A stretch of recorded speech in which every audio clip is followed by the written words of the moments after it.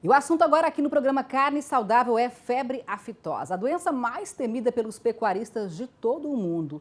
Santa Catarina conseguiu um status importante e é o único estado do Brasil que é livre de aftosa sem vacinação.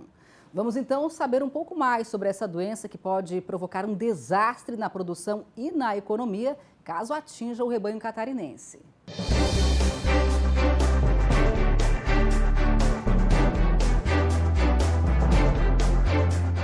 Este certificado é um dos principais patrimônios de Santa Catarina. Ele foi entregue em 2007 pela Organização Mundial de Saúde Animal e reconhece o estado como livre de febre aftosa sem vacinação. Um título conquistado depois de décadas de trabalho duro de entidades, governo do estado, produtores e agroindústrias para erradicar a doença. Foi então um trabalho de anos e anos até culminar em 2007, no dia 25 de maio, lá em Paris, recebemos aquilo que eu atribuo ser o maior troféu que Santa Catarina tem referente à sanidade animal dos seus plantéis. A doença em Santa Catarina já foi motivo de preocupação e provocou muitos prejuízos. Na década de 70, o estado chegou a registrar, em média, 470 focos por ano. O último foco de febre aftosa em território catarinense foi registrado em São Miguel do Oeste em 1993. Foi detectado em uma carga de suínos que tinha vindo do Paraná e estava em um abatedouro. Os animais tiveram que ser sacrificados. No final da década de 80, o estado de Santa Catarina também contou com a contratação de alguns vacinadores que eram recrutados pelo estado para irem até as propriedades, fazer esse processo de vacinação junto aos proprietários e garantir que realmente o rebanho fosse efetivamente vacinado. Então esse processo foi bastante importante para a erradicação da doença aqui no estado. A febre aftosa é a doença viral mais temida pelos pecuaristas no mundo. Ela atinge principalmente os bovinos, mas ataca também suínos, ovinos, caprinos e é altamente transmissível. Em poucos dias se espalha por todo o rebanho. E ela causa nos animais febre, lesões aqui na região do nariz, da boca, né? Em alguns epitélios específicos, tetos, no casco.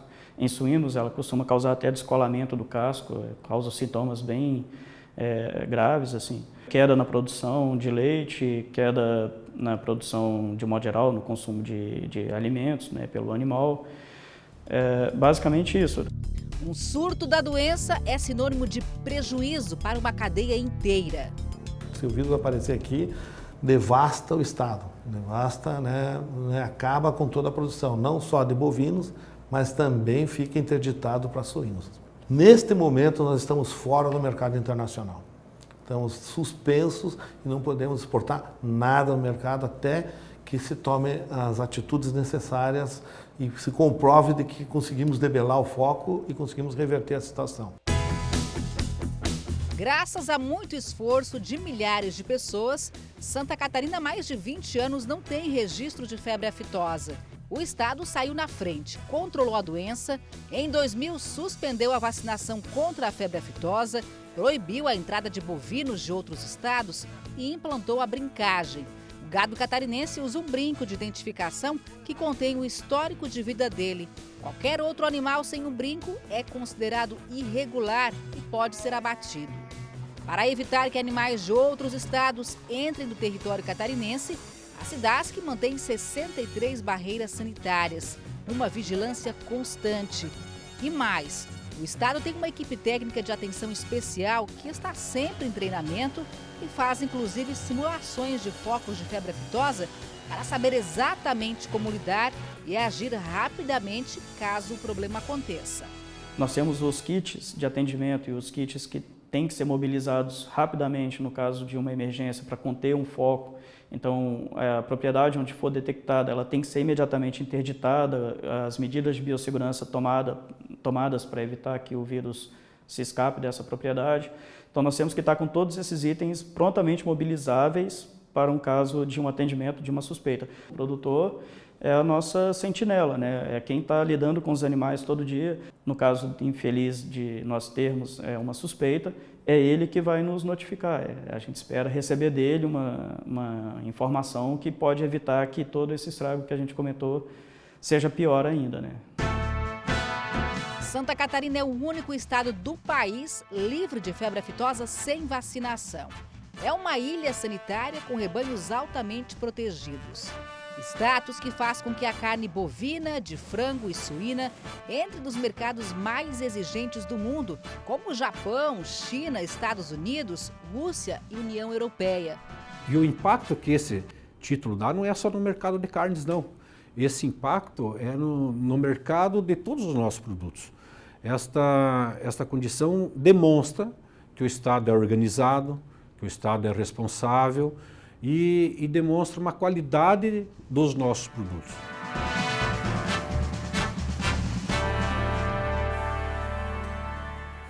Nós já sabemos que Santa Catarina saiu na frente e é modelo na erradicação da doença. O Brasil há 12 anos não registra um caso de febre aftosa e depois de muito trabalho foi finalmente reconhecido na última quinta-feira em Paris pela Organização Mundial de Saúde Animal como livre de febre aftosa com vacinação. A previsão é de que até 2023 o país possa atingir o status de livre da doença sem vacinação. O médico veterinário da Cidasc, Flávio Veloso, deu mais detalhes sobre a febre aftosa, falou sobre o exemplo de Santa Catarina e falou também das ações preventivas que o estado adota para manter esse status.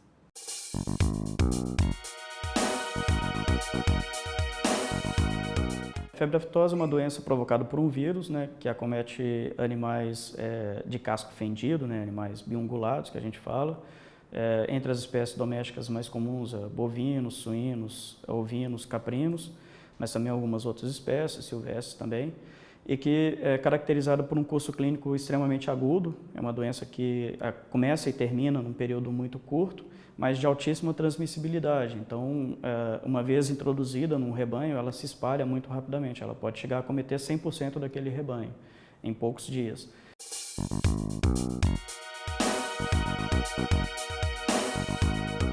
Santa Catarina, como o Brasil, teve um programa de controle da febre aftosa iniciado pela década de 50, 60 do século passado, e basicamente com a obrigatoriedade da vacinação dos rebanhos. Então a vacinação foi uma ferramenta e vem sendo uma ferramenta extremamente importante em várias regiões do mundo, inclusive para se chegar ao controle da doença. Numa situação em que a doença se encontra de forma endêmica e bastante espalhada, a vacina é o primeiro passo, e a vacina compulsória em todos os animais, para que se obtenha o controle. Então, a partir da década de 60, aqui em Santa Catarina, no final da década de 60 principalmente, a vacinação se tornou obrigatória em todas as regiões do estado.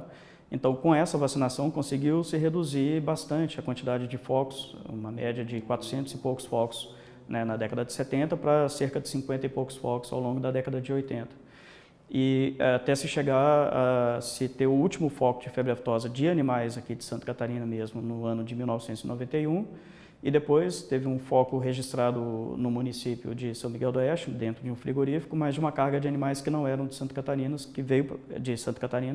que vieram para serem abatidos aqui no frigorífico, Então esse processo todo, com certeza, contou com a participação ativa dos produtores no processo de vacinação, que é de responsabilidade deles.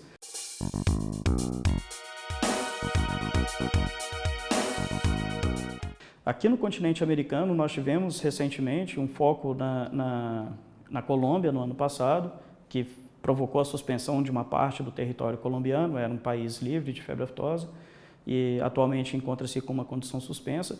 E agora, recentemente, nós soubemos até de uma notícia de um caminhão que foi apreendido também dentro da Colômbia com animais com sintomas e que parece que também foi comprovada a ocorrência da doença. Na Venezuela, a gente não sabe muito bem o que está acontecendo, então a gente sabe que a doença, o vírus, ainda está circulando em algumas subpopulações. Existe um temor de que haja alguma outra subpopulação em alguma região do continente que por acaso ela não tenha um controle tão grande dessa subpopulação e por algum motivo a vacinação não seja uma vacinação tão efetiva ou tão controlada em todos os animais que permita a existência do vírus e a circulação desse vírus naquela subpopulação ainda. É o que os estudiosos chamam de nicho de endemismo, Então, existe uma preocupação quanto à possível existência desses nichos de endemismo, que seriam ainda também uma ameaça para as zonas livres.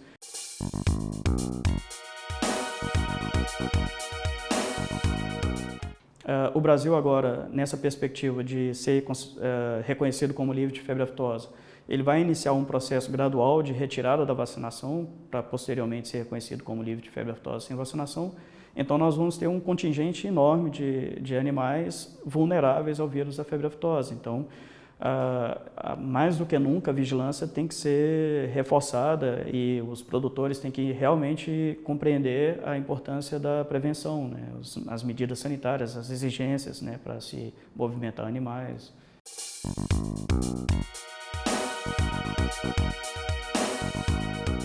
Eu acredito que seria imensurável, é algo que a gente não tem como estimar. A agricultura é um dos pilares da economia em Santa Catarina, né? A pecuária é um dos pontos mais importantes desse setor. Então, é a base para que se provenha à sociedade, né, tudo aquilo que a sociedade requer do Estado, né? Então, um foco simplesmente seria algo... De imediato, todos os mercados para os quais nós exportamos se fechariam para nós. Então, até que se recuperasse, até que a gente conseguisse erradicar esse foco e conseguisse entrar de novo no processo de avaliação, a gente foi reconhecido em 2007 como livre sem vacinação, né? Agora, em 2017, nós conseguimos, por exemplo, conquistar a Coreia. Então, foram 10 anos de avaliação para a gente chegar até esse mercado. Se a gente perder para começar tudo de novo e recuperar, vão não sei mais quantos anos também, né? É um processo longo, demorado e que com certeza seria bastante traumático.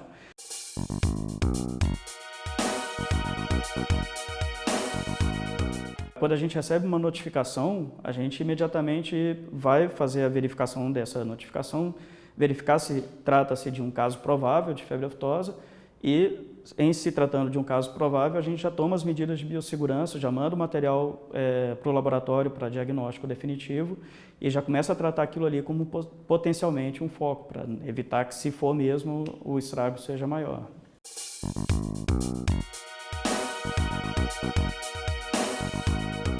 Por mais que a SEDASC faça todos os sistemas de vigilância, tenha todo esse controle de trânsito, tenha um sistema informatizado que busque rastrear os animais, quem está lidando com os animais mesmo no dia a dia é o produtor. Nós temos hoje no estado mais de 250 mil propriedades, 4 milhões e meio de cabeças de bovinos. É impossível o estado ter o controle desses animais o tempo todo, todos os dias. Então, o produtor é que está lidando com eles. O produtor que tiver uma suspeita deve notificar imediatamente, deve chamar o estado, mas antes até disso, ele tem que ter a consciência de que é preciso respeitar as regras, né? A SEDASC, o estado estabelece as normativas, não é à toa, não é só para ser mais um transtorno para a vida do produtor. A gente sabe que é mais um transtorno, mas existe um respaldo técnico por trás disso, existe toda uma ciência por trás de cada uma dessas exigências. Então, é ele que faz cumprir, não adianta estar no papel a legislação se o produtor não cumpre, né? Ele é que faz cumprir e, a partir desse cumprimento, é que ele evita que a doença entre. E olha só que ótima notícia. 4 frigoríficos catarinenses receberam autorização para exportar carne suína para a Coreia do Sul. Santa Catarina é o primeiro e único estado do Brasil habilitado a mandar carne suína para esse país. Inicialmente, 4 plantas estão autorizadas a vender o produto. São elas Aurora Alimentos, Pamplona Alimentos, BRF de Campos Novos e JBS de Ceará. A expectativa do setor é de que o estado exporte aí 30 mil toneladas por ano. Lideranças políticas e empresariais, é claro, comemoraram a notícia e afirmam que a abertura do mercado sul-coreano pode representar um grande ganho para a suinocultura catarinense. A Coreia do Sul, só lembrando, é o 4º maior importador de carne suína do mundo e só compra de países ou regiões livres de febre aftosa sem vacinação. As negociações acontecem há mais de 10 anos e o status sanitário diferenciado de Santa Catarina, é claro, teve um papel fundamental nesse processo. E agora um breve intervalo e, na sequência, tem muito mais informações para você. Vamos mostrar o que é o Sistema Integrado de Produção, adotado pioneiramente em Santa Catarina. Um modelo que une agroindústrias e produtores em uma parceria onde todos ganham e que faz do agronegócio catarinense a potência que é hoje.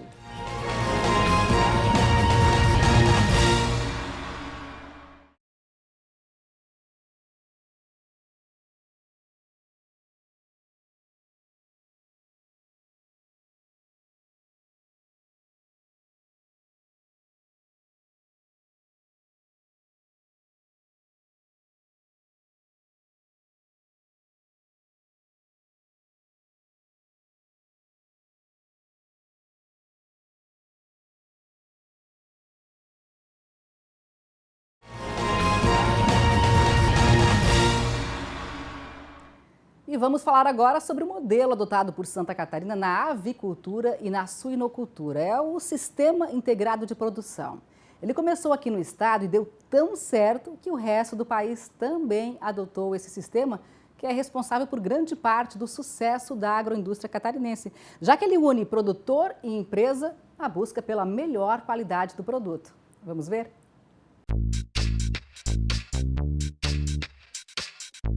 O Edson é suinocultor e tem hoje na granja dele, em Pouso Redondo, no Alto Vale do Itajaí, 1.500 matrizes de suínos. Já o seu Plínio e a família investem na avicultura no sul do estado, com produção de 90 mil frangos. O que eles têm em comum? Bom, fazem parte de um modelo de sucesso implantado pioneiramente em Santa Catarina. O Sistema Integrado na produção de frangos e suínos. Nada mais é que uma parceria entre agroindústrias e produtores rurais, firmada em contrato, na qual os dois dividem os investimentos. O produtor, como investidor, com esse recurso, ele tem a propriedade dele lá, o aviário ou a instalação para a criação de suínos, né? Ele fornece energia elétrica, ele fornece água e ele entra com o manejo da produção no dia a dia. A indústria, como outra investidora, entra lá com os animais de alto desenvolvimento genético, né? Com a ração de alta tecnologia alimentar, com assistência técnica, né? Com a parte de medicamentos que for necessário, né? E ambos, né, acompanham essa produção até o animal estar pronto para o abate. A partir daí, quando aves e suínos estão prontos para o abate, é feita toda uma análise da produção. A renda obtida pelos produtores resulta do desempenho dos animais. Quanto maior a produtividade, a qualidade do produto entregue, maiores o resultado e lucro. É um modelo oficializado por lei, onde todos ganham. As empresas recebem pronto o que precisam para abater e mandar para o mercado, sem precisar, por exemplo, gastar com infraestrutura e mão de obra. E quanto aos produtores, ao contrário dos independentes que têm que lidar com as oscilações de mercado, o integrado trabalha com previsibilidade de mercado, ou seja, ele não é afetado pela variação do preço da ração, do animal e tem total segurança de quanto vai receber. É um sistema que dá muito certo, porque não tem como o produtor conseguir produzir um volume significativo e também cuidar do mercado, e quando se trata de mercado externo, aí complica muito mais. Então, faz muito bem esse trabalho, o sistema cooperativo, faz muito bem esse trabalho de sistema integrado às nossas agroindústrias, às nossas laticínios, são potências bem organizadas, aonde tem um sistema integrado, o município, a comunidade e as famílias vão muito bem. Foi graças a esse sistema integrado que o Edson conseguiu deixar as atividades na agricultura para investir na produção de suínos. Sem a contrapartida da empresa a qual ele é integrado, seria difícil ter dinheiro suficiente para arcar com todos os custos. O negócio tem 10 anos e é um sucesso. Tanto que os outros 4 irmãos também migraram para a suinocultura e são integrados a empresas. Começou por 300 matrizes, daí nós gostamos, vimos que o negócio era rendável e daí resolvimos apostar, que daí aqui que nem tem a integração, que é uma coisa que dá uma segurança para a gente, sabe? A integração te dá a segurança que precisa na suinocultura, a integração, né? O seu Plínio também vai muito bem no negócio, já montou um 4º aviário. A mão de obra é familiar. A empresa integradora fornece os pintinhos, a ração e ainda dá toda a assistência técnica que eles precisam no dia a dia. Com esse apoio, trabalham tranquilos, com toda a energia focada em uma produção com qualidade, já que a renda é certa. Estamos contentes que até botamos mais um ano. E a empresa está ajudando, a empresa está confiando em nós confiando na empresa e assim vai, né? Vai tocando. O sistema integrado de produção gera emprego e renda no campo, minimiza o êxodo rural, além de contribuir para uma carne de maior qualidade, já que exige padrões rigorosos de sanidade e tecnologia de ponta no processo. Nessa criação verticalizada, a indústria traz o que tem hoje de melhor no mundo em termos de segurança, em termos de sanidade animal, né? E em conjunto com isso, ela traz a aplicação das normas brasileiras e das normas internacionais. Então, a biosseguridade hoje, na relação da integração, ela é, vamos dizer assim, o ponto fundamental, né? e estão lá técnicos de alta performance por parte da agroindústria à disposição do produtor para fazer a melhor produção, com maior qualidade e melhor sanidade possível. O conselheiro executivo do ICASA, Ricardo Gouveia, deu mais detalhes sobre o Sistema Integrado de Produção. Ele contou como esse modelo iniciou e o que representa para Santa Catarina.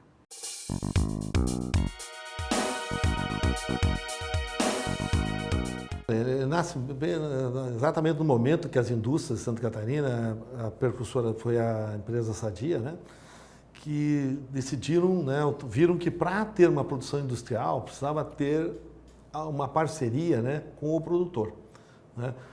Se não houvesse essa relação de confiança, de previsibilidade da produção, nem o produtor iria investir, produzir frangos e suínos, né? E nem a indústria ter alguém que fornecesse também a quantidade sempre necessária para ter uma produção industrial. Então surge exatamente pela empresa Sadia, com o seu diretor na época, o Vitor Fontana, que trouxe, né, para Santa Catarina esse modelo, né? Ela funcionou muito bem e foi o que alavancou o processo industrial de Santa Catarina.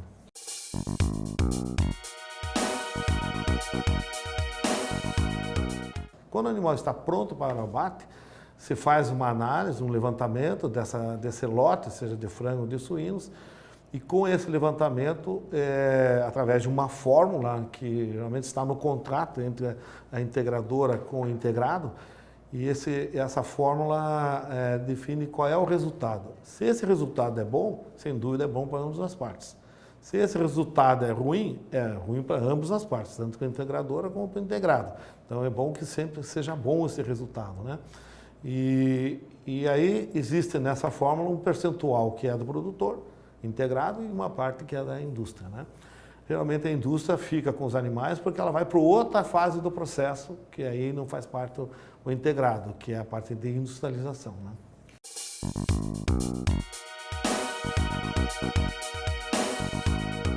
Primeiro, a previsibilidade para ambas as partes, né? Quer dizer, o produtor tem uma previsão, porque ele recebe o planejamento, ele recebe o quanto ele vai alojar, quanto ele vai produzir, quanto ele vai entregar de animais, né? Para a integradora, também ela tem uma previsão, que tem, né, tantas pessoas, né, integradas a ela, parceiros, que estão produzindo exatamente para abastecer a sua capacidade de abate, né? Existe também toda uma questão de segurança jurídica, né? Porque existe entre eles um contrato, né? Esse contrato tem que ser respeitado por ambas as partes, né? E isso dá também uma segurança jurídica, né, para a relação comercial entre eles, né? E existe também a segurança econômica. Por quê? Porque à medida que a cada ciclo a indústria aloja os animais, o produtor sabe que ali há tanto tempo ele vai entregar de volta e vai ter um resultado compartilhado com a empresa que vai ser dividido entre eles. Então isso dá uma segurança, né, econômica, jurídica, dá previsibilidade, né, e ele pode trabalhar muito mais tranquilo, né, com essa situação. Lógico, a indústria, como eu disse, ela é responsável, por exemplo, pelo fornecimento de ração. Numa oscilação de mercado de preço de grãos, né, quem arca com isso é a indústria, não é o produtor, né? Isso dá uma segurança para ele, né? A oscilação de preço de suíno, de aves no mercado spot, né, não afeta o produtor integrado. Por quê? Porque ele vai ser calculado o resultado e não se o mercado aqui variou ou não, né? Quem é afetado por isso é o produtor independente.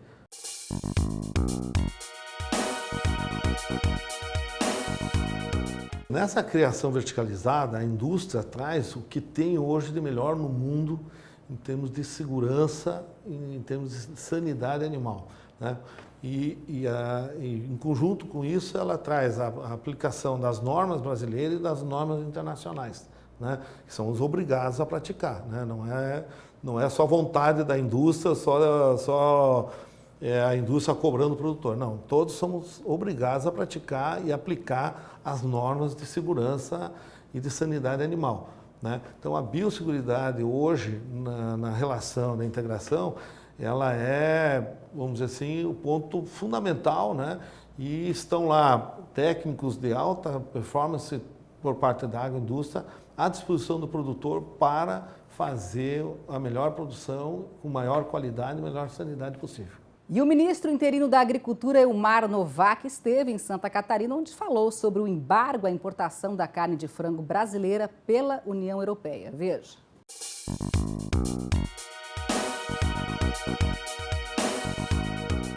Nós fizemos uma reunião MDIC, que é o Ministério da Indústria, o Ministério das Relações Exteriores, junto no Ministério da Agricultura, para discutir essa questão da abertura da União Europeia. Nós entendemos que o que aconteceu lá foi uma ação de proteção do mercado.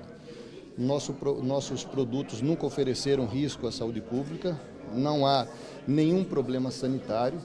Essa discussão se exauriu com as equipes técnicas, então nós já deixamos claro que vamos para um painel na OMC, até para reivindicar a posição do Brasil de reabertura dos mercados. Deixamos claro também que nós vamos fazer valer o princípio da reciprocidade, ou seja, do modo como o Brasil está sendo tratado, nós também vamos tratar o bloco europeu, que é um parceiro importantíssimo para o Brasil. Quando nós falamos de balança comercial, é bastante equilibrado, algo em torno de 35 bilhões de exportações brasileiras e algo em torno de 33 de importações.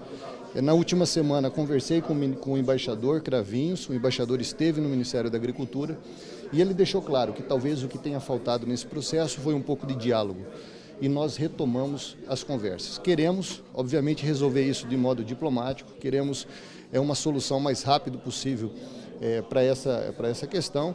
Agora não vamos abrir mão de tomar todas as medidas possíveis, então as ações em relação ao painel com a OMC continuam e nós abrimos aí mais um espaço para o diálogo.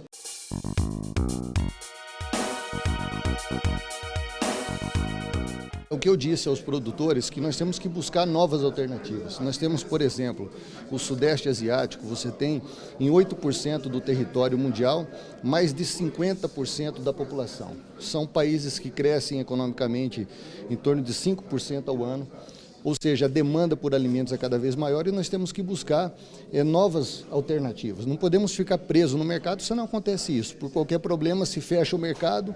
Existe hoje uma tendência ao protecionismo, nós estamos percebendo isso nessa postura da União Europeia, percebemos também o que vem acontecendo com os Estados Unidos. Então, acontece isso, nós ficamos com os produtos aqui, acabamos tendo um problema sério de renda do produtor, gerando um efeito em cadeia. Então, o Ministério da Agricultura tem trabalhado arduamente para buscar novas oportunidades.